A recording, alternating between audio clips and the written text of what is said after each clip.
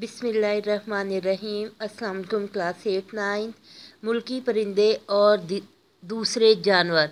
शफीकुर रहमान की ये पुरनिज़ाह तहरीर है, मज़ाहिया उसलूब है ये, जो कि हम आज पढ़ रहे हैं। पेज नंबर है हमारा 79। मरकज़ी ख़्याल इसका यही है कि इंसान अगरचे अशरफुल मखलूक़ात है, लेकिन उसके ज़ौक़ शौक़ और मज़ाहिर कायनात और फ़ितरत में दिलचस्पी उसको बेचैन रखती है। परिंदों और जानवरों के रंग, अंदाज़, बोलियाँ, खुसूसियात और उनसे मोहब्बत उसकी तबीयत में रख दी गई है, इंसान की तबीयत में मौजूद है। यही वजह है कि अदब में भी परिंदे और जानवरों को इलामत के तौर पे इस्तेमाल किया जाता है। इस सबक में ज़ू मायनी फ़िक्रों से मज़ाह पैदा किया गया और बताया गया है कि बहुत से इंसान परिंदों और जानवरों से सिफ़ात में मुमासलत रखते हैं या हम उनको उनका हवाला देते हैं। अल्लामा इकबाल हमारे कौमी शायर हैं, लेकिन उन्होंने भी बच्चों के लिए जो नज़में लिखी हैं उसमें जानवरों का नाम लेकर और परिंदों के नाम लेकर उन्हें जो है बच्चों को पैगाम दिया गया है, इस्लाही पैगाम। जैसे मैंने आपको एक्सरसाइज भी मैं बताऊंगी कि इकबाल की जो नज़म है उसमें हमदर्दी, उसमें उन्होंने कहा, टहनी पे किसी शजर की तन्हा बुलबुल था कोई उदास बैठा। मकड़ा और मक्खी नज़म में, एक दिन किसी मक्खी से कहने लगा मकड़ा, इस राह से होता है गुज़र रोज़ तुम्हारा। गुलहरी उनकी एक नज़म है, कोई पहाड़ ये कहता था एक गुलहरी से, तुझे हो शर्म तो पानी में जाके डूब मरे। एक गाय और बकरी नज़म है उनकी बच्चों के लिए, जिसमें उन्होंने बकरी कह रही है, सुन के बकरी ये माजरा सारा, बोली ऐसा गिला नहीं अच्छा। ये तो इकबाल थे, कौमी शायर। आप देखिए कि कुरान पाक में भी जानवरों का ज़िक्र है। जानवर जो हैं या परिंदे जो हैं, हम उनका फितरत की खूबसूरती हैं, रानाई हैं, वो आवाज़ें, वो जानवर, इसके साथ साथ हमारे खुराक का सामान है, हमारी सवारी का सामान है, हमारी ज़िंदगी, तर्ज़ ज़िंदगी में उनका हिस्सा है। यहाँ पर आप देखें, मैं आपसे कुरान के हवाले से बात कर रही थी कि सूरह बकरा में गाय का हिस्सा है, किस्सा है, उसके हवाले से नाम ही बल्कि यही रख दिया गया है। मच्छर का उसमें ज़िक्र है। सूरह नमल शहद की मक्खी, सूरह फील हाथी, सूरह बकरा गाय अभी बताया, सूरह नमल चूंटी, सूरह अल अनकबूत मकड़ी, सूरह बकरा में मच्छर का भी ज़िक्र है और गाय का भी ज़िक्र है। तो कुरान पाक में भी आप देखें कि ये चीज़ें जो हैं इनका ज़िक्र है, यानी ये हमारी ज़िंदगी का, हमारी दुनिया का एक हिस्सा है। यहाँ पर ज़रा मुख्तलिफ़ अंदाज में उनको पेश किया गया है। मज़ाहिया अदब के मानी और मफ़हूम से आगाह करते हुए तलबा को शफीकुर रहमान के मज़ाहिया उसलूब से मुतारिफ़ कराना, ये तारुफ़ में भी कराया गया है। और आप देखिए इस किताब के जो हैं आपके इसी तरीके से ये सिलसिला चल रहा है। आराम व सुकून मज़ाहिया ड्रामा, लहू और कालीन, काहिली संजीदा मजमून है, और उसके बाद इम्तहान, और आप इसको देख लें, मुल्की परिंदे, ये मज़ाहिया मजमून है, मज़ाहिया उसलूब है, और आपको तंज़ और मज़ाह की तारीफ़ भी बता दी गई है। तलबा को बताना कि मज़ाहिया नस्ल पारा किसी भी सिनफ़ अदब में लिखा जा सकता है, इसके लिए कोई एक सिनफ मखसूस नहीं, यानी सिर्फ मजमून नहीं होता, शायरी भी हो सकती है, और किसी भी सिनफ में अफसाना हो सकता है, ड्रामा हो सकता है, किसी भी तरीके से लिखा जा सकता है।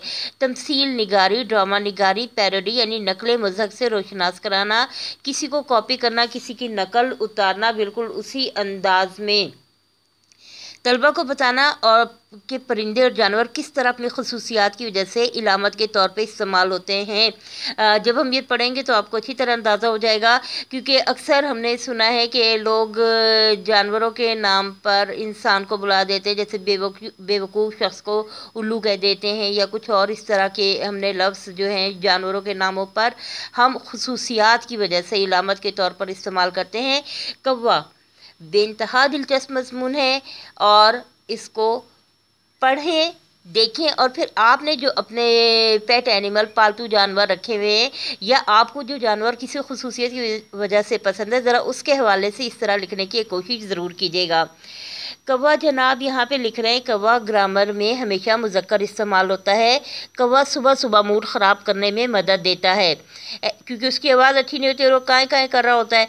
ऐसा मूड जो वैसे भी कोई ख़ास अच्छा नहीं होता, यानी सुबह सुबह उठना ज़रा तबीयत पर भारी ही लगता है। कौवा गा नहीं सकता और कोशिश भी नहीं करता, वो काएँ काएँ करता है।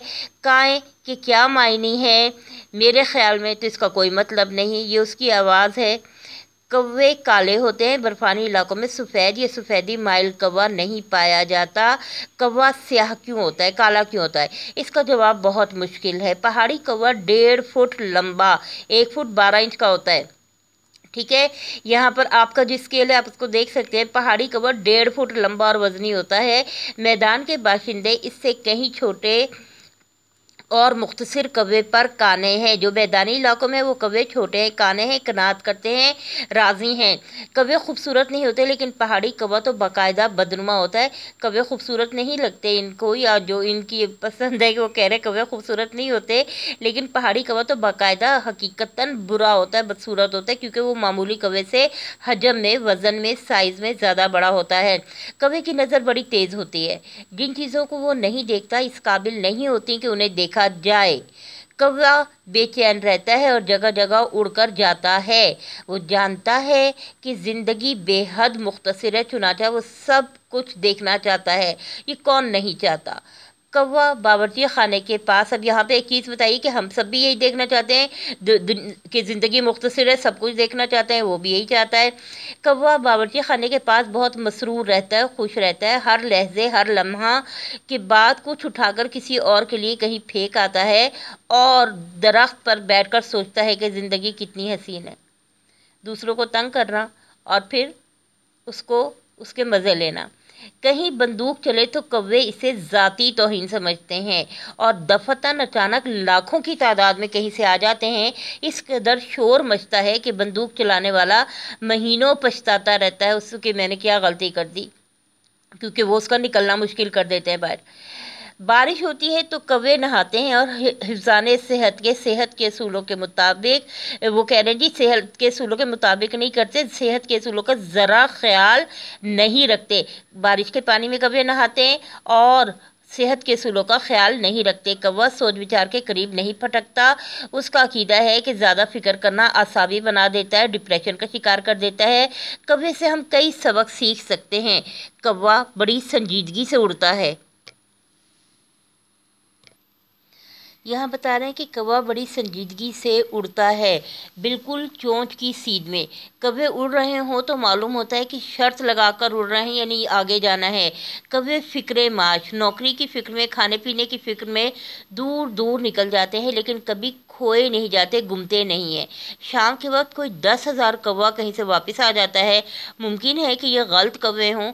अगर आप कौवों से नाला हैं, तंग हैं, तो ये मत भूलिए कि कौवे भी आपसे नाला हैं।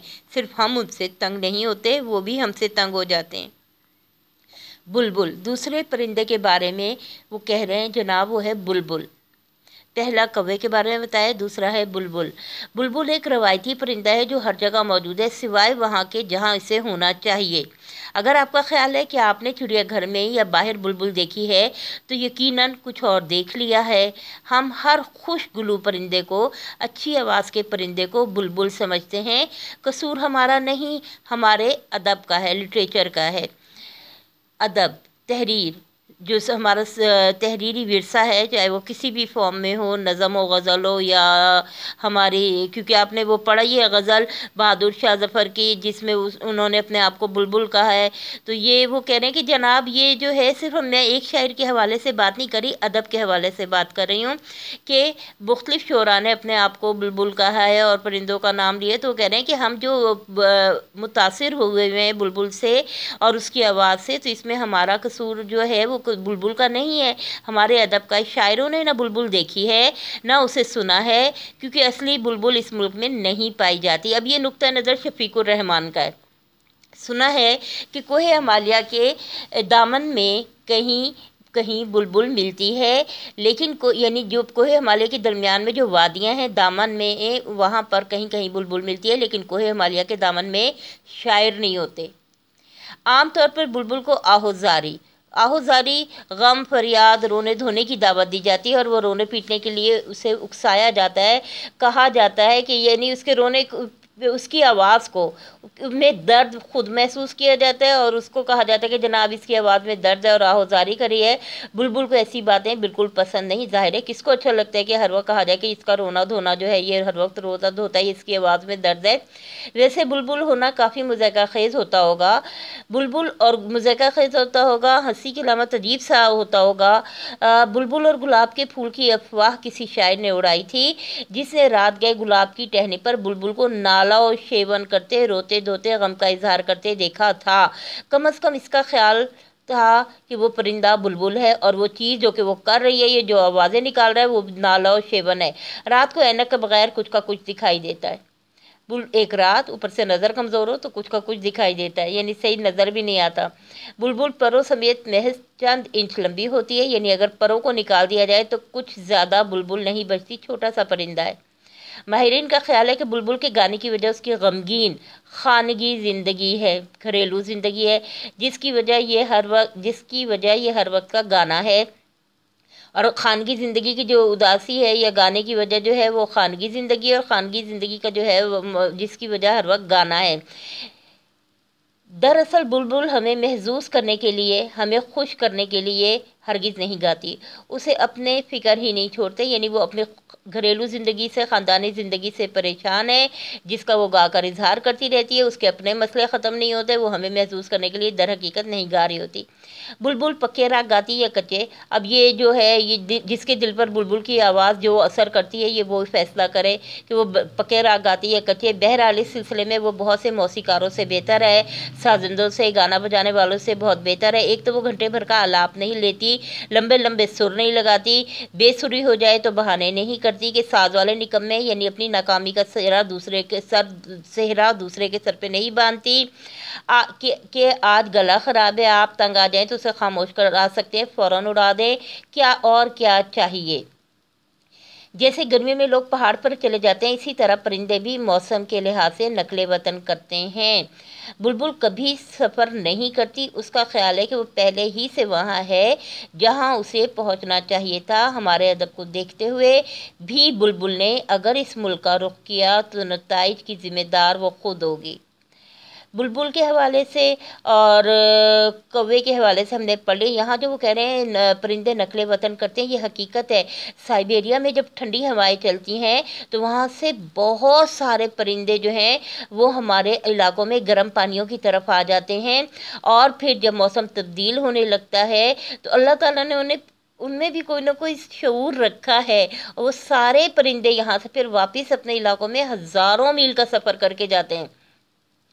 तो ये एक लतीफ़ अंदाज़ है, बहुत खूबसूरत अंदाज में शफ़ीकुर रहमान ने ये जो है परिंदों के बारे में ख़यालात का इजहार किया है। इसके बाद है भैंस। भैंस मोटी और खुशतबा होती है, अच्छी तबीयत की होती है, मोटी होती है और खुशतबा होती है, मिलनसार होती है और खुशतबा होती है, अच्छी तबीयत की हामिल होती है। भैंसों की किस्में नहीं होती, वो सब एक जैसी होती हैं। भैंस का वजूद बहुत से इंसानों के लिए बाइसे मुसर्रत है। भैंस दूध हम इस्तेमाल करते हैं, गोश्त हम इस्तेमाल करते हैं, उनकी हड्डियाँ जो होती हैं उनसे हम जो है ये जितने भी जानवर वगैरह हैं इनकी फीड वगैरह तैयार होती है हड्डियों से। और उसके अलावा जनाब गोबर तक हम जो है इसका जो है वो खेतों में इस्तेमाल करते हैं खाद के तौर पर, और बायोगैस के लिए इस्तेमाल करते हैं। इसी तरीके से इसकी खाल जो है वो लेदर बनता है उससे। तो यानी ये तो हर लिहाज से इंसानों के लिए बहुत अच्छी चीज़ है, अच्छा जानवर है। भैंसों की किस्में भी नहीं होती, वो कह रहे हैं कि वो सब एक जैसी होती है। भैंस का वजूद बहुत से इंसानों के लिए बाइसे मुसर्रत है। भैंस का हम असर चौपाया 4 पाँव का जानवर गाय दुनिया भर में मौजूद है, लेकिन भैंस का फ़ख्र सिर्फ हमें ही नसीब है। गाय भैंसे जो है ये आप देखें, गाय भैंसे मुर्गियाँ और ये बतखें वगैरह और इस किस्म के जानवर बल्कि जो हैं वो हमारे यहाँ हमारे देही ज़िंदगी में आम है, हमारे कल्चर सकाफत का एक हिस्सा है। घरों में जानवर मौजूद होते हैं। वो कह रहे हैं कि गाय तो दुनिया भर में मौजूद है, लेकिन भैंस का फ़ख्र सिर्फ हमें ही नसीब है। तिब्बत में गाय के वज़न पर सुर्रा गाय होती है, सुर्रा भैंस कहीं नहीं होती। भैंस के बच्चे शक्ल सूरत में ननियाल अम्मी की तरफ के जो रिश्तेदार होते हैं, माँ की तरफ से जो रिश्तेदार होते हैं वो ननियाल कहलाते हैं। ददियाल दादा अबू, अब्बू के अब्बू और अब्बू का ख़ानदान जो होता है, अब्बू के जो भाई वगैरह होते हैं, बहनें होती हैं, चचा ताया फूफियाँ वगैरह, वो ददियाल में आते हैं। मामू मुमानी और खालाएँ वगैरह जो हैं वो ननियाल में आते हैं, नाना नानी। तो वो कह रहे हैं कि जी इनका जो ख़ानदान होता है भैंसों का, इनके बच्चे शक्ल सूरत में ननियाल और ददियाल दोनों पर जाते हैं, लिहाजा फरीकैन एक दूसरे पे तनकीद नहीं कर सकते, यानी दोनों एक दूसरे को नहीं कह सकते कि ये बच्चे तुम पे गए इसलिए बुरे हैं या तुम पे गए इसलिए बुरे हैं। वो दोनों एक दूसरे को नहीं कह सकते।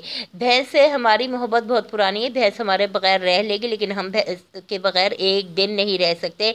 ये वो चीज़ें जो बता रहे हैं कि जनाब हमें दूध भी चाहिए, हमें गोश्त भी चाहिए, हमें जो है बाकी चीज़ें भी उसकी है जो है, यहाँ तक कि मैंने आपको बताया कि उसका जो गोबर है वो भी हमें उपले बनाने के लिए और बायोगैस के लिए इस्तेमाल करना होता है, खाद के तौर पर हम इस्तेमाल कर रहे होते हैं।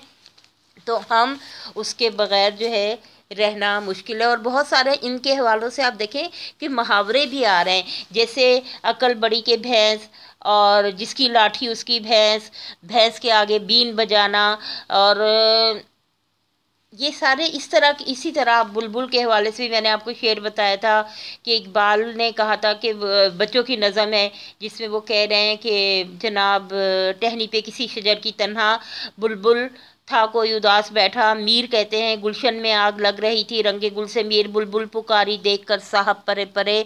इसी तरह बहादुर शाह जफ़र का भी मैंने आपको हवाला दिया था कि बुलबुल को बागबान से न सयाद से गिला, किस्मत में कैद लिखी थी फसले बहार में। कुरान का भी आपको मैंने हवाला दिया कि जानवरों का जिक्र है, तो जानवर फितरत का, कायनात का, इस ज़मीन की एक मखलूक है, जानवर और परिंदे भी। और हमारी ज़िंदगियों में इनके जो है उनका एक हिस्सा है, तो जो कि आपको यहाँ पे बताया भी गया है। हम भैंस के बगैर एक दिन नहीं रह सकते, हमें लेदर की भी ज़रूरत है, हमें उसके गोबर भी चाहिए बायोगैस के लिए, उपले बनाने के लिए, खादों के लिए, और फिर उसके अलावा जो उसकी हड्डियाँ वगैरह हैं, इससे मुर्गियों मछलियों की जो फीड और चीज़ें तैयार हो रही हैं, गोश्त चाहिए, दूध इस्तेमाल हमने करना है, तो हम उसके बगैर रहना मुश्किल हो जाएगा। कई भैंसें इतनी भद्दी नहीं होती, इतनी बुरी नहीं होती, इतनी बदसूरत नहीं होती, मगर कुछ होती हैं, कुछ ना कुछ ज़रूर होती हैं, कुछ ना कुछ होती हैं और कुछ होती हैं। दूर से ये पता चलाना मुश्किल हो जाता है कि भैंस इस तरफ आ रही है या उस तरफ जा रही है। अब यहाँ पर वो कह रहे हैं जनाब कि बहुत से रंग होता है, इसलिए इतना अंदाज़ा नहीं हो सकता कि इधर आ रही है उधर जा रही है, बिल्कुल एक सी होती है, मोटी और बदवज़ा सी। उन्होंने बताया है रुखे बिल्कुल भैंस इस तरफ आ रही है उस तरफ जा रही है, रुखे रोशन के आगे शम्मा रख कर वाला शेर याद आ जाता है। रुख रोशन यानी चेहरे अच्छे रुख के रोशन, एक तो चेहरा रोशन और उसके आगे आप मोमबत्ती लगा दें तो फिर हुस्न की रोशनी, शमा की रोशनी समझ नहीं आता कि किसकी रोशनी से माहौल रोशन है। तो भैंस का जो मामला है वो इसके मुतज़ाद चला जाता है। भैंस अगर वर्जिश करती और ग़ज़ा का, खाने पीने का ख्याल रखती तो शायद छरेडी होती, दुबली पतली स्मार्ट सी हो सकती थी, लेकिन कुछ नहीं कहा जा सकता। बाद लोग मुकम्मल एहतियात करने पर भी मोटे होते चले जाते हैं।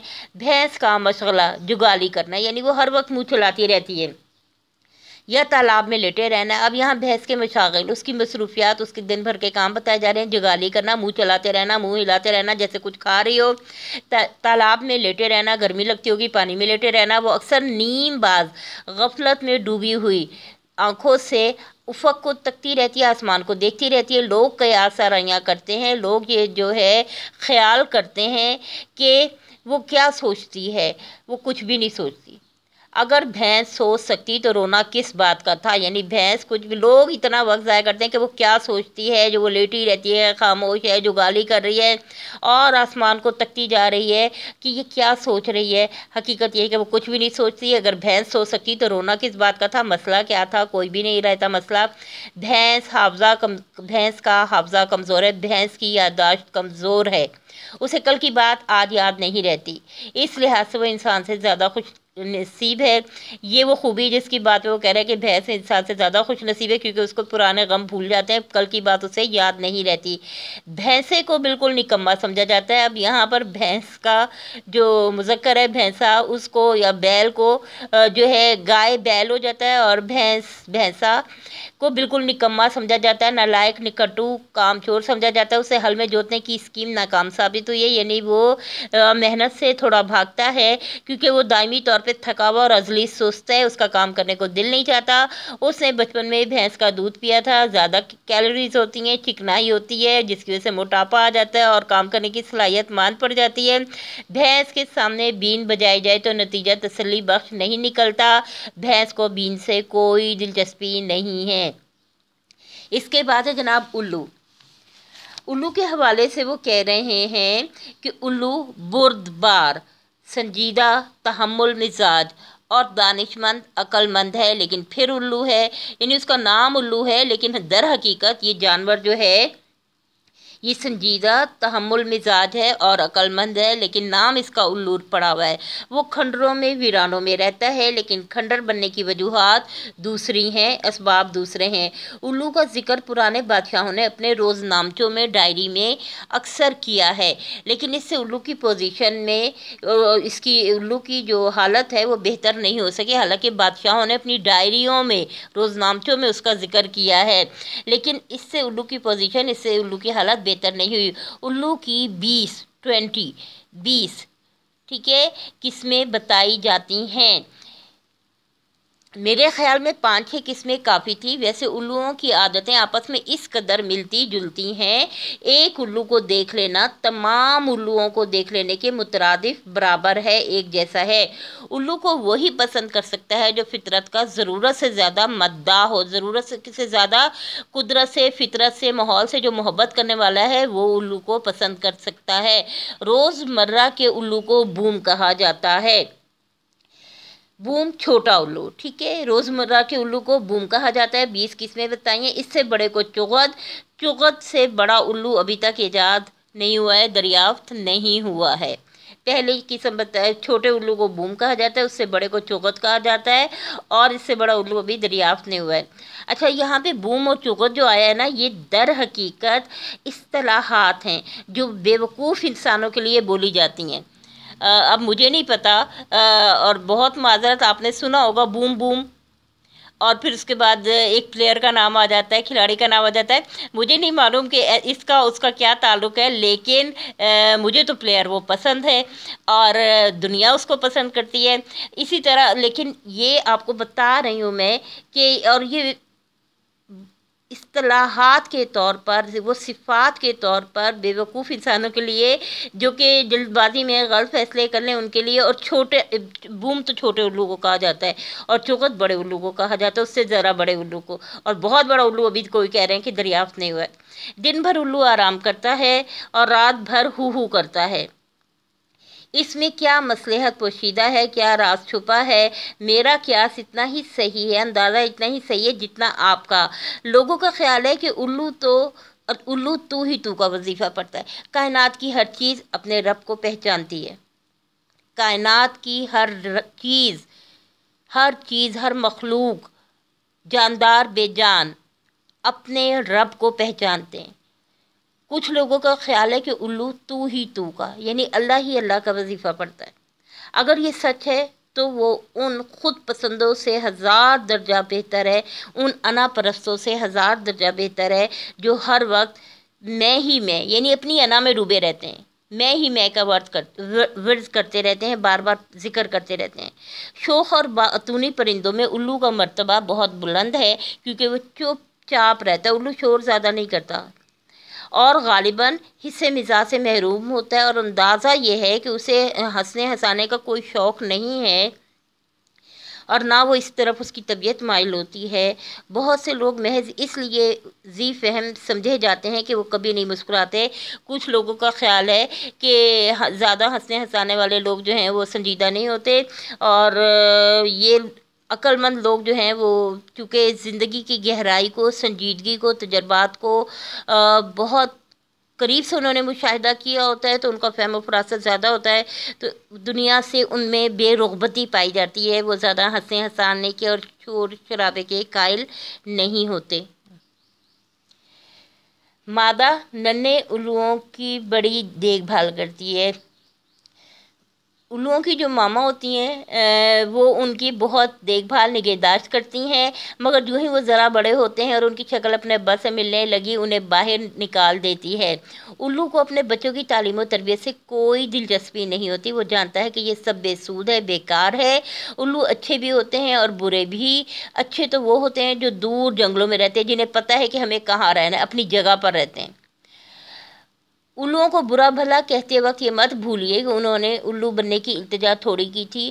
کسی بھی چیز کو برا مت جانیں، اور نہ وہ خود اپنی مرضی سے الو بنے ہیں، نہ انہوں نے یہ التجا کی تھی، دعا کی تھی، نہ انہوں نے خواہش زار کی تھی۔ انہیں فطرت نے، قدرت نے الو بنا دیا ہے، تو الوؤں کو برا بھلا مت کہیں۔ اب یہ زوم آئینی فکر ہے، ہم اپنے معاشرے میں بھی بلا وجہ کسی کو غلط ناموں سے مت بلائیں، کسی کے غلط نام مت رکھیں، اس لیے کہ وہ اپنی خواہش پر ایسا نہیں بنے۔ اس کے بعد ہے جناب بلی۔ بلی کے حوالے سے بھی بہت سے محاورات ہمارے سننے میں آتے ہیں۔ بلی کے بھاگو چھینکا ٹوٹا، بلی کے خواب میں چیچڑے، بلی شیر کی خالہ، میری بلی مجھے میاؤں، 900 چوہے کھا کے بلی حج کو چلی۔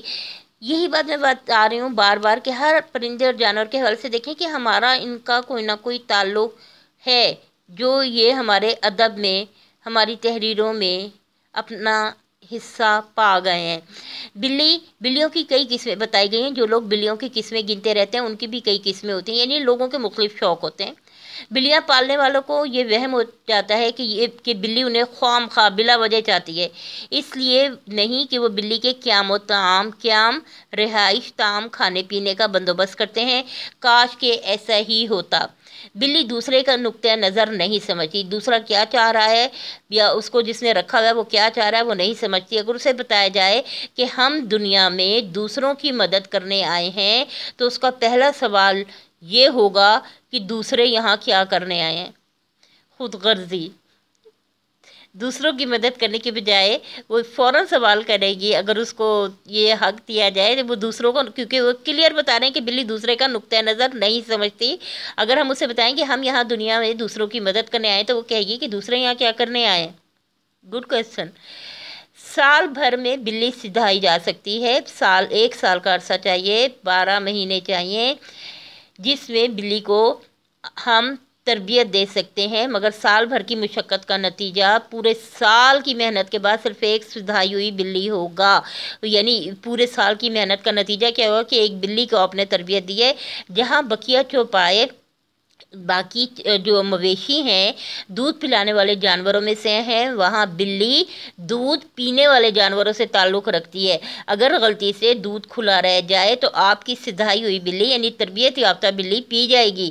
اگر دودھ کو بند کر کے قفل لگا دیا جائے، تالے میں رکھ دیا جائے، تب بھی پی جائے گی۔ کیوں کر یہ ایک راز ہے۔ کیسے پیے گی یہ ایک راز ہے جو بلیوں تک محدود ہے۔ یہ بلیاں ہی جانتی ہیں کہ یہ ہر جگہ کیسے پہنچ جاتی ہیں۔ بلیاں آپس میں لڑتی ہیں تو ناخنوں سے ایک دوسرے کا منہ نوچ لیتی ہیں، یہ جانوروں والے سے ایک دوسرے کا منہ نوچ لیتی ہیں اور مہینوں ایک دوسرے کو برا بھلا کہتی ہیں، یعنی ایک دوسرے کو دیکھتے بھی ہیں، آمنا سامنا ہو جائے تو غراتی رہتی ہیں، آوازیں نکالتی رہتی ہیں۔ بلی اور کتے کی رقابت مشہور ہے، دشمنی مشہور ہے۔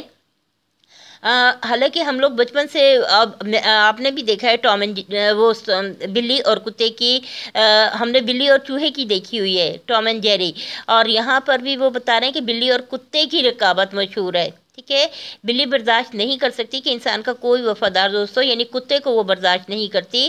یہاں پر انہوں نے بلی اور کتے کے حوالے سے بتایا ہے کہ ان کی دشمنی مشہور ہے۔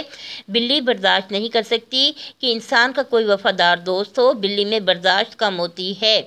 چند بلیاں گھر میں سارے چوہوں کو ختم کر سکتی ہیں۔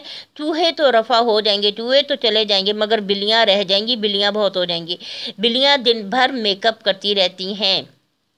وہ اپنے پنجوں سے اپنے چہرے کو صاف کرتی رہتی ہیں۔ ان کی جلد پر طرح طرح کے ڈیزائن ہوتے ہیں، کیونکہ انہوں نے بتایا ہے کہ وہ لڑائی جھگڑا کرتی ہیں، ایک دوسرے کا منہ نوچتی ہیں۔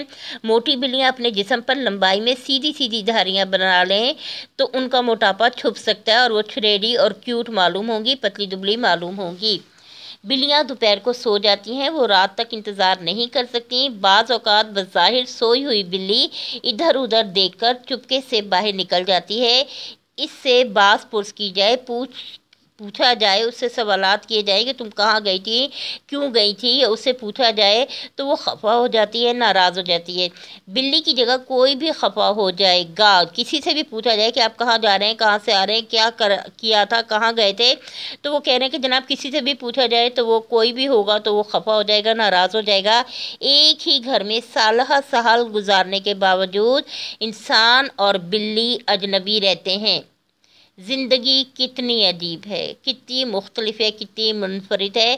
یہ جو ہے ان کی کتاب ہے مزید حماقتیں، جہاں سے یہ تحریر لی گئی ہے اور بے حد دلچسپ ہے۔